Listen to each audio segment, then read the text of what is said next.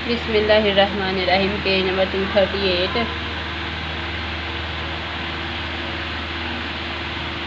दी space c naught. अब space example number 4 है। अब स्पेस सी नॉट के अंदर किस किस्म के सीक्वेंस होते हैं? This is the space of all convergent real और complex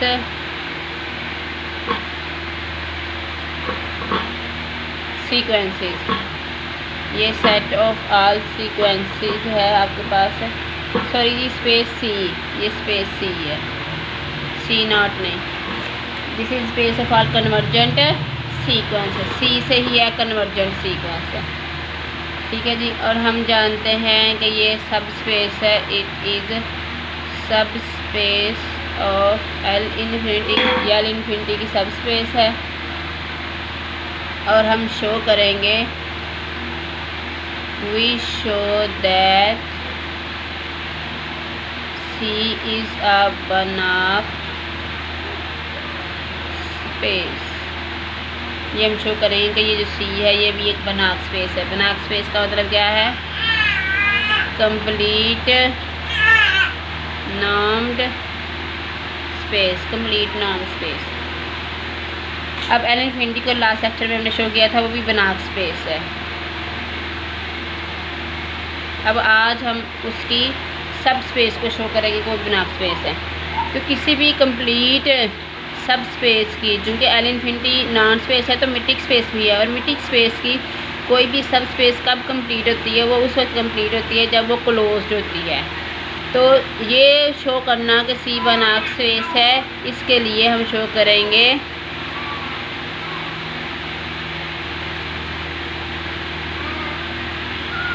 C is a closed subspace. तो हम शो करेंगे C क्लोज्ड है। यहाँ C को कंप्लीट करने का ये तरीका है कि आप ये शो कर देंगे, उसमें से काशी सीक्वेंस ले और शो करेंगे वो जो है आपके पास स्पेस के उसी स्पेस के किसी पॉइंट को कन्वर्ट करता है। यहाँ आप ये शो कर देंगे C जो है वो क्लोज सब स्पेस है। दोनों तरीक़ों से जो है C जो है कंप्लीट हो जाएगी। तो हम जो यहाँ पे तरीका जो है वो अपनाने लगे हैं इसको कंप्लीट शो करने के लिए, वो है कि हम C को क्लोज सब स्पेस प्रूव करेंगे। क्लोज सब स्पेस कब होगी? ये क्लोज सब स्पेस प्रूव करने के लिए हम शो करेंगे, हम यहाँ से एक लिमिट पॉइंट लेंगे। Let x be a limit point of C का एक लिमिट पॉइंट लेंगे और हम शो करेंगे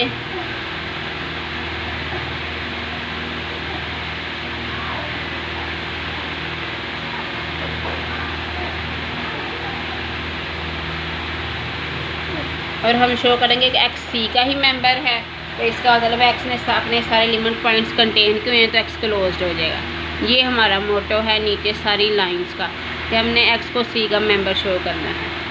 अब x जो हमने ले लिया है C का लिमिट पॉइंट, C का लिमिट पॉइंट है, तो इसका मतलब है कि x जो है वो एल इन्फिनिटी का तो लाजमी मेंबर होगा।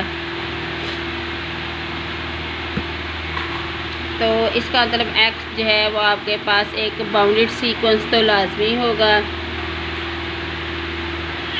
अब x जो है लिमिट पॉइंट है C का, C एक सेट है, ये सेट का लिमिट पॉइंट है। ठीक है जी। जब कोई भी पॉइंट किसी सेट का लिमिट पॉइंट होता है, जब कोई पॉइंट किसी सेट A का लिमिट पॉइंट हो तो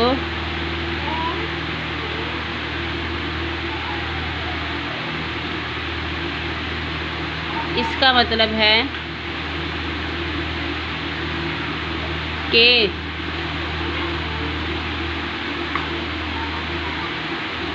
सेट A में से एक सीक्वेंस xn एग्जिस्ट करेगा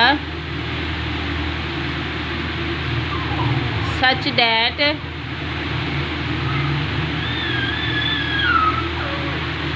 के वो सीक्वेंस जो है इस पॉइंट x को कन्वर्ज करेगा। ये एक रिज़ल्ट है, ये आपने याद रखना है। जब हम कहते हैं ना कोई पॉइंट जो है वो किसी सेट का लिमिट पॉइंट है, जब हम कहते हैं ना कोई पॉइंट x की सेट का लिमिट पॉइंट है, तो इसका मतलब ये होता है कि फिर इस सेट A के अंदर, इस सेट A में से एक सीक्वेंस xn एग्जिस्ट करेगा जो कि इस लिमिट पॉइंट को कन्वर्ज करेगा। ये एक रिज़ल्ट है, ये आपने याद रखना है, ठीक है जी। तो फिर अब ये जो हमने कहा x जो है C का लिमिट पॉइंट है, तो x जो है इन्फिनिटी का भी एक पॉइंट है। अब चूँकि x C का लिमिट पॉइंट है, तो इसका मतलब क्या हुआ, by definition of limit point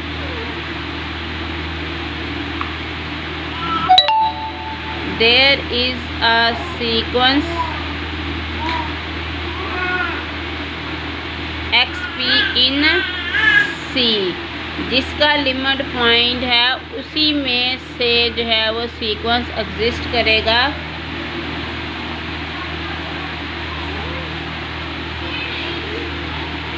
such that कि वो ये जो सीक्वेंस है xp ये इस पॉइंट x को कन्वर्ज करेगा जो कि लिमिट पॉइंट है।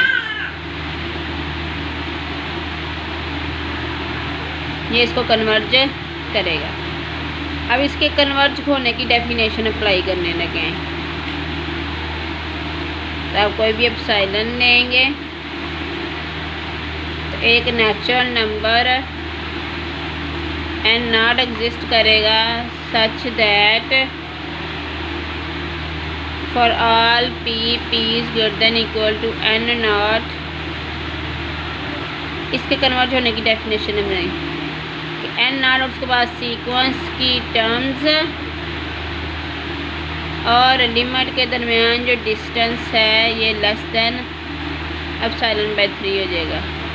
अब c के अंदर नॉर्म किसके इक्वल होता है, supremum x p i minus x i का mod i varies from 1 to infinity this is less than epsilon by 3, क्योंकि c और इन्फिनिटी का नॉर्म जो है वो आपके पास बराबर होता है। अब सुप्रीमम आपके पास एप्सिलॉन बाय 3 से लेस है, तो इसका मतलब है सुप्रीमम एप्सिलॉन बाय 3 से लेस है, तो इसका मतलब है आपके पास हर टर्म जो है वो एप्सिलॉन बाय 3 से लेस है। 10 for all i varies from 1 to 3 up to so on, ये p is greater than equal to n naught है। तो आई की हर फिक्स वैल्यू के लिए आपके पास ये कन्वर्जेंट सीक्वेंस है। क्या है आपके पास, ये एक कन्वर्जेंट सीक्वेंस है।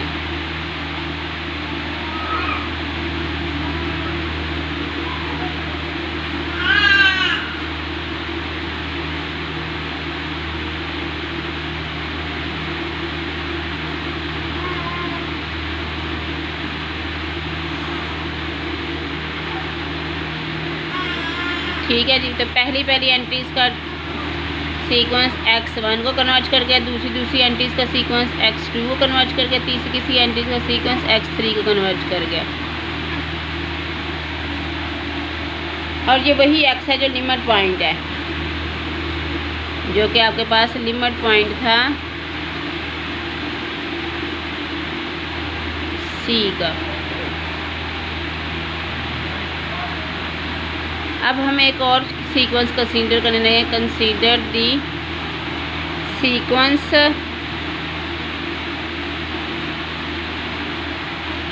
xn नॉट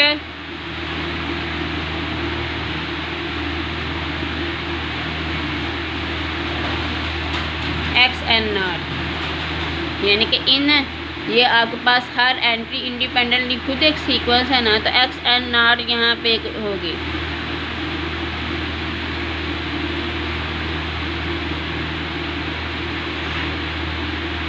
तो ये सारा का सारा सीक्वेंस हम लेने लगे हैं।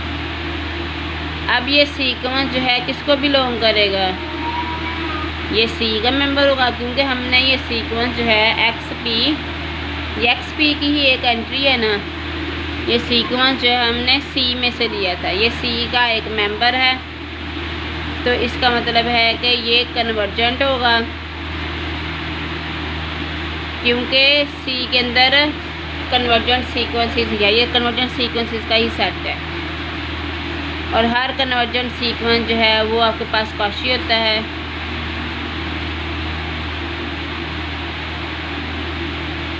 पीछे हमने प्रूव कर रखा है कि हर कन्वर्जेंट सीक्वेंस आपके पास कॉची सीक्वेंस होता है। इसका मतलब ये कॉची सीक्वेंस है, ये कॉची सीक्वेंस है, तो इसका कॉची सीक्वेंस होने की डेफिनेशन अप्लाई करने लगे हैं।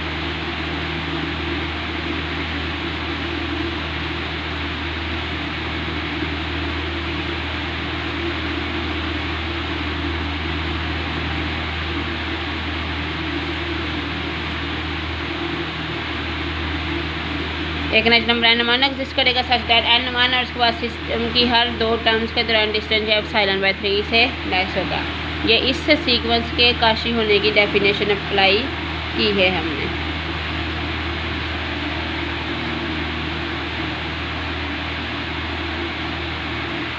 अब हम इन दोनों डेफिनेशंस को, इसको और इसको कंबाइन करने लगे। इसका नेचुरल नंबर n0 है, इसका नेचुरल नंबर n1 है, तो दोनों में से जो मैक्सिमम है वो लेके हम इसको कंबाइन करने लगे हैं।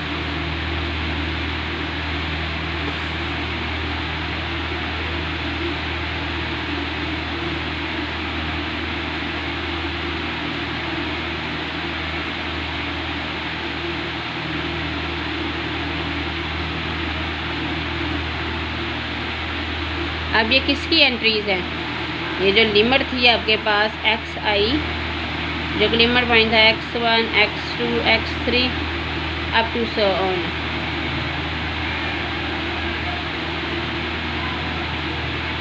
लिमिट पॉइंट ऑफ सी था, ये उसकी एंट्रीज है। अब हम इस सीक्वेंस को कॉची शो करने लगे हैं। इसके अंदर आप ऐड कर दें -xn0i ऐड भी कर दें और सब्ट्रैक्ट भी कर दें। इस तरह xn0j ऐड भी कर दें और xn0j सब्ट्रैक्ट भी कर दें, और ये -xj, ये xj, इसमें xn0i ऐड भी कर दिया, सब्ट्रैक्ट भी, और xn0j ऐड भी कर दिया और सब्ट्रैक्ट भी कर दिया। अब दो दो की पेयरिंग बना रहे हैं।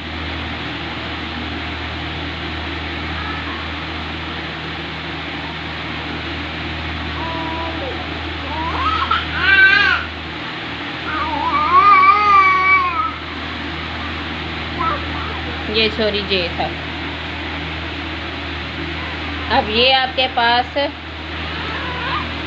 ε/3 से लेस है, और xn0i - xn0j ये भी ε/3 से लेस है,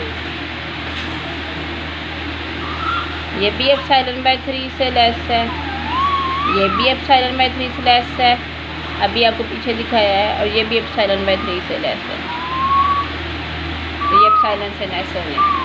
तो इसका मतलब है xi - xj, तो इसका मतलब है कि ये जो लिमिट पॉइंट था x का, जो कि एक सीक्वेंस था, वो आपके पास क्या हो गया है, कॉची सीक्वेंस है।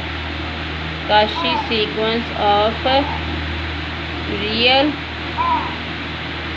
और कम्प्लेक्स नंबर्स, और चूँकि आपके पास R या C दोनों की दोनों कंप्लीट स्पेसिस हैं, तो इस सीक्वेंस लाजमी कन्वर्जेंट होगा। हेंस इज़ आल्सो वो कंप्लीट स्पेसिस है, और कंप्लीट स्पेसिस में हर कॉची सीक्वेंस कन्वर्जेंट होता है, तो इसलिए कहते हैं ये कन्वर्जेंट है। तो इसका मतलब है ये C को बिलोंग कर गया, क्योंकि C के अंदर C जो है set of all convergent sequences है। इसका मतलब ये जो है आपके पास कन्वर्जेंट हो गया है। अब x क्या था, x जो है C का लिमिट पॉइंट था, क्या था, सी का एलिमेंट पॉइंट था और सी को ही बिलोंग कर गया। इसका मतलब सी ने अपने सारे एलिमेंट पॉइंट्स को कंटेन किया हुआ है। तो ऐसे सेट जिसने अपने सारे एलिमेंट पॉइंट्स को कंटेन किया हो वो क्लोज्ड सेट होता है। दस सी इज़ अ क्लोज्ड सब स्पेस ऑफ। अब हमने क्या किया था, ये क्लोज सब स्पेस हो गई है और एल इन्फिनिटी आपके पास क्या है, बनाक स्पेस है। बनाक स्पेस की क्लोज सब स्पेस है। बनाक स्पेसिस की जो क्लोज सब स्पेसिस हैं वो आपके पास आल्सो कंप्लीट सब स्पेसिस होती हैं।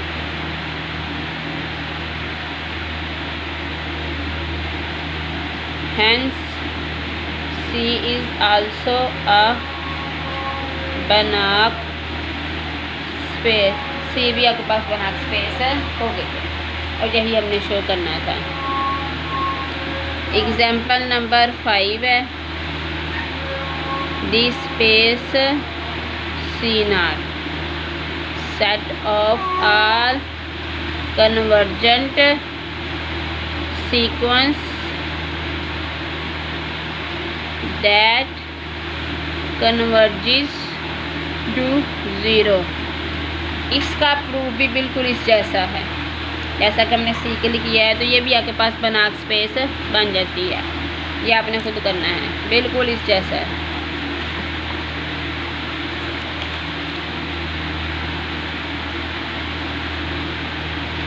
नेक्स्ट है जी एग्जाम्पल नंबर 6,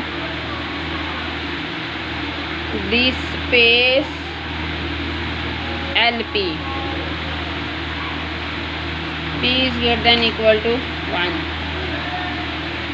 अब LP में किस तरह के सीक्वेंसेस होते हैं,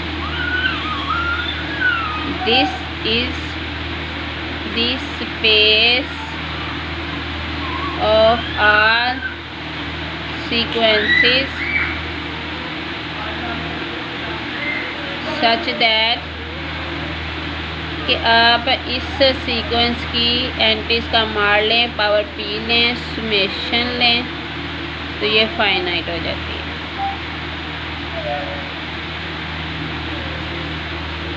इसके मेंबर्स की ये करैक्टराइजेशन है कि इसमें से आप कोई भी सीक्वेंस लें, उसकी एंट्रीज का मार्ड, पावर P और समेशन है तो ये आपके पास हमेशा फाइनाइट होता है। अब इस स्पेस के ऊपर नाम किस तरह से डिफाइन होता है, किसी भी सीक्वेंस का जो नाम है वो बराबर होता है summation I varies from 1 to infinity। ये आपके पास इस स्पेस के ऊपर नाम डिफाइन है। इसको हमने नाम स्पेस प्रूव किया हुआ है। आपको आज हम इसको बनाक शो करेंगे। We show that LP is a Banach space।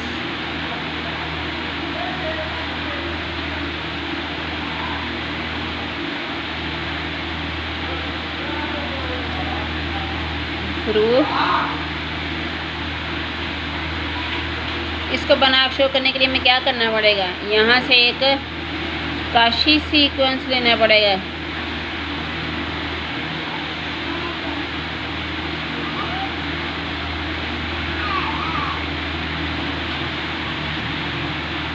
ये काशी सीक्वेंस लिया है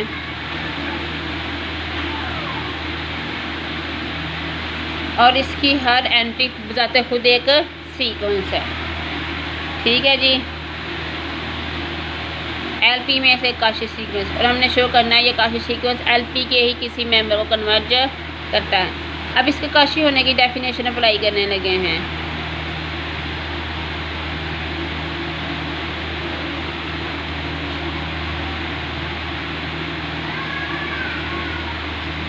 तो आपके पास एक natural number n not exist करेगा such that for all m n greater than equal to n not sequence की हर दो टर्म्स के दरमियान जो डिस्टेंस है आपके पास ये लेस देन एप्सिलॉन हो जाएगा। अब x m सिस्टम सीक्वेंस की एक टर्म है, एक्स एन भी सीक्वेंस की एक टर्म है। इन दोनों के डिफरेंस का नाम जो है वो इस तरह से कैलकुलेट करेंगे, summation i vary from 1 to infinity x m i minus x n i power p 1 over p, this is less than epsilon for all m n greater than equal to n naught। अब summation और उसकी power और p, इसका मतलब है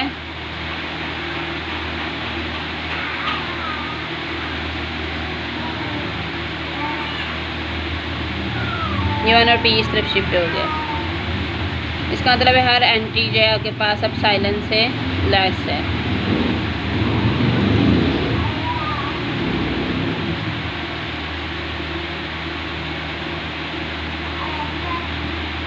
इनमें से हर जो है वो मॉड की पावर पी एप्सिलॉन की पावर पी से लेस होगा, पी से कट जाएगा तो ये रह जाएगा। ठीक है, समेशन जब लेस है तो फिर हर एंट्री इससे लेस होगी।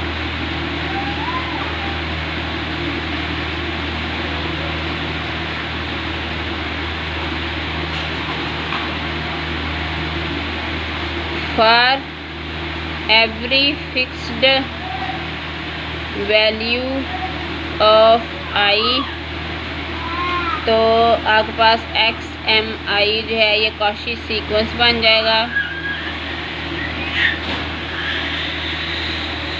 इन आर सी रियल या कम्प्लेक्स नंबर से कॉची सीक्वेंस बन जाएगा, चूँकि आर या सी कंप्लीट है।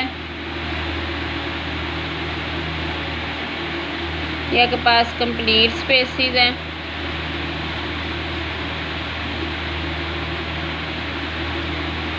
तो लिहाजा ये सीक्वेंस काशी, और उनमें हर काशी सीक्वेंस कन्वर्जेंट होता है, तो इसलिए ये कन्वर्जेंट होगा। एक्स एम आई जो है ये कन्वर्जेंट होगा और किसी पॉइंट एक्स आई को कन्वर्जेंट होगा। जैसा कि आपको पहले भी मैंने कई दफ़ा पीछे बना के दिखाया है।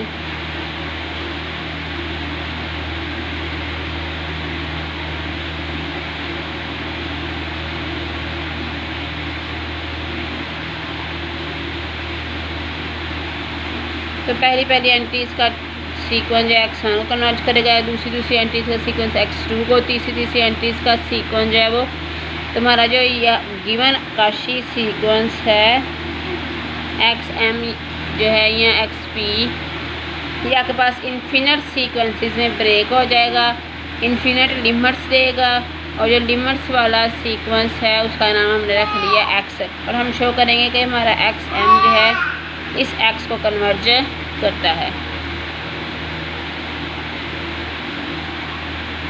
इन xi को इकट्ठा करके हमने सीक्वेंस बना लिया।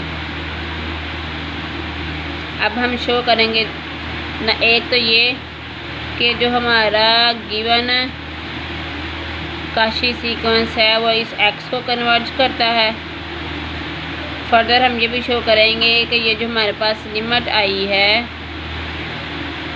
ये LP का मेंबर है, क्योंकि काशी सीक्वेंस को LP के मेंबर को कन्वर्ज करना चाहिए। हमने ये दो काम करने हैं। फ्रॉम 1, इसका नाम हमने 1 रखा है। For all m n greater than equal to n naught summation p1, और ये एप्सिलॉन, इसका नाम 1 है। यहाँ पर i varies from 1 to infinity है। और अब हम ले लेंगे summation i varies from 1 to k।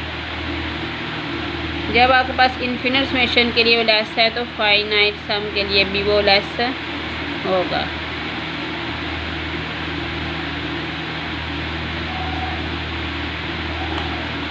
ये 1 over p इस तरफ जाके p बन जाएगा। ठीक है जी। अब यहाँ पे हम करते हैं let n approaches to infinity, यहाँ पर अप्लाई करते हैं तो क्या रह जाएगा,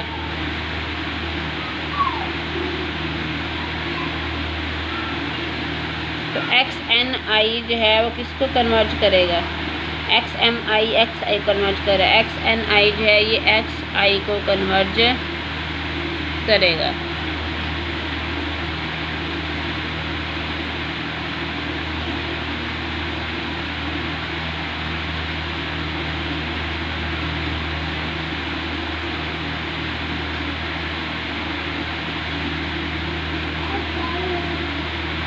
ठीक है, इसके ऊपर इस n के ऊपर हमने लिमिट अप्लाई कर दी।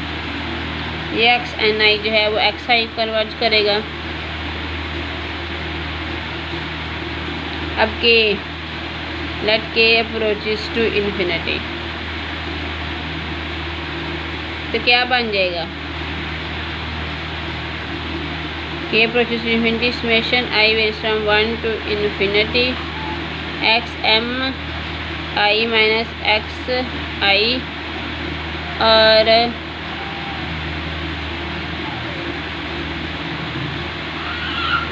यहाँ उन्होंने नए स्टेप में P मिसिंग हो गया है प्रिंटिंग के दौरान, तो यहाँ P लिखना है।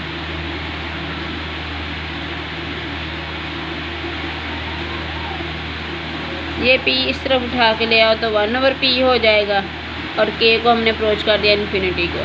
ये P उठा के इस तरफ ले आओ, तब भी ये टर्म एप्सिलॉन की पावर P से लेस है, तो P उठा के इस तरफ ले आओगे तो ये एप्सिलॉन से लेस रहेगी। अब इस पे गौर करो, ये क्या है, दरअसल ये XM सीक्वेंस है और ये X सीक्वेंस की एंट्रीज़ हैं। ये आपके पास है X सीक्वेंस की एंट्रीज़ हैं, तो XM माइनस X ये एप्सिलॉन से लेस हो गया for all M greater than equal to N/R। तो इससे हमें क्या पता चला, इससे ये पता चला कि XM जो है वो X को कन्वर्ज कर रहा है। नंबर 1 हमने शो कर दिया कि XM जो है वो X को कन्वर्ज करता है।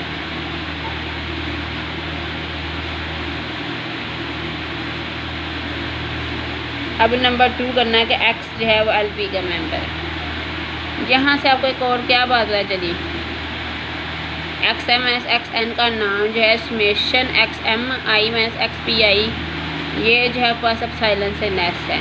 तो मैंने आपको बताया था कि LP को बिलोंग करने का क्राइटेरिया क्या है, कि जिस सीक्वेंस को भी LP को बिलोंग कराना है उसकी टर्म्स की मार लें, पावर P लें और स्पेशल लें। अगर वो फाइनाइट आ जाए तो इसका मतलब वो LP का मेंबर है। अब XM माइनस X जो सीक्वेंस है इसकी एंट्रीज़ का मार्ड पावर P समेशन लिया और ये एप्सिलॉन से लेस हो गया, जिसका मतलब है कि फिर XM माइनस X जो है ये भी LP का मेंबर है।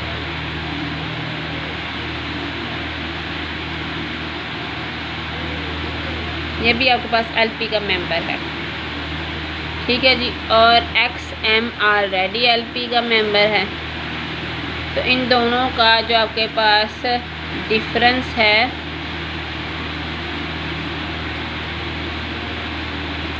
वो भी LP का मेंबर होगा, क्योंकि LP क्या है, एक वेक्टर स्पेस है। वेक्टर स्पेस है तो अबेलियन ग्रुप भी है, अगर दो एलिमेंट उसको बिलोंग करते हैं तो उनका सम और डिफरेंस भी LP को बिलोंग करेगा। अब XM से कट गया, क्या रह गया X, इसका मतलब X भी LP का मेंबर हो गया है। यहाँ हमने शो कर दिया काशी सीक्वेंस कन्वर्जेंट है, और यहाँ हमने शो कर दिया कि जिस पॉइंट को कन्वर्ज कर रहा है वो पॉइंट भी LP का मेंबर है, तो LP हमारे पास बनाक स्पेस बन गई है। और यही हमने शो करना था कि LP जो है वो हमारे पास एक बनाक स्पेस है। एग्जाम्पल नंबर 7 जो है उसमें रियल एनालिसिस का एक रिज़ल्ट यूज़ होता है।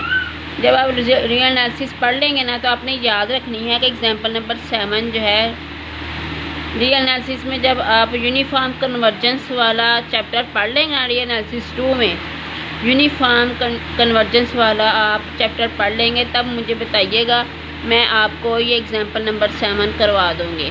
ये आपने याद रखना है कि एग्जाम्पल नंबर 7 हमें मिस ने करवानी है, ठीक है बेटा। तो जब आप वो चैप्टर पढ़ेंगे तब मैं आपको ये करवा दूँगी।